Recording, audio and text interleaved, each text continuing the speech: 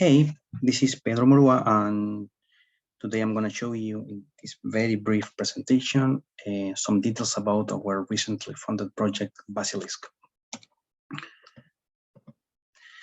Just to put you in context, we're talking about red seaweed called pelillo locally, but Agoraphyton chalensis scientifically. This is red seaweed is roughly occupying something like 20% of the national production of seaweed in Chile. Nevertheless, is the only one that is obtained via aquaculture and has been cultivated since the 80s to generate something like 60 to 70,000 tons per year, especially in southern Chile. Now, the most remarkable aspect about this seaweed and this aquaculture is that it's 100% produced by local fishermen. So essentially, we're not talking about a resource of commercial relevance, but also social relevance. And unfortunately, has been facing several problems of pests and disease for a long time. We're talking about, we have records from the 80s, more or less, and these problems has been only escalating over time. One of the most important problems about Agoraphyton chalensis pests are related with the recurrent emergence of them at any point of the cultivation cycle. And in a very preliminary recopilation of record that we have been carried out here in Chile, we can notice that it's very biased to three major groups. We're talking about brown, green, and red blooms that are happening in aquaculture facilities of pelillo. Most of them are ceramelian blooms, and lately are very common what we call green tide, right? One of the major problems is that the diversity is very obscure of these pests. We know them in best case scenarios at genus level only, but in most cases we are talking about orders or families. So we don't know what we are dealing with in first instance, and the second aspect is that we don't know why they are happening too often in the facilities. As a consequence, there is no effective strategy to deal with this pest without compromising the production, the produced biomass every year.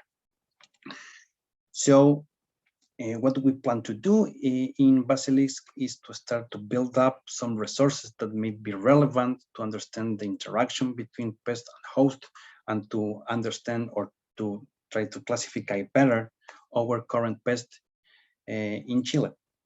And for this, the general aim of BASILISK is then to generate an updated repository for current pests and diseases threats in pelillo farming, including a living collection of these pests and diseases. How we want to achieve this, then we have selected 4 different specific aims. One of them is the one related with the germoplasm itself. So basically try to isolate strains and to try to characterize them using classic taxonomy and marker assisted taxonomy.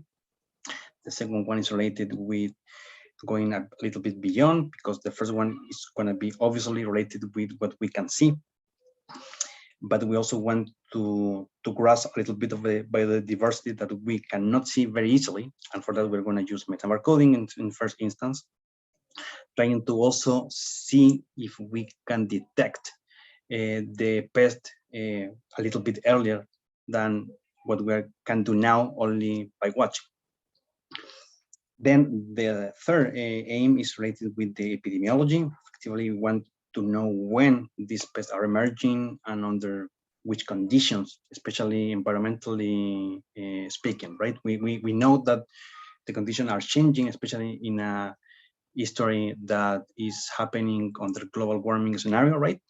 But we hope that we can at least have some sort of hint about what are the triggers of this pest.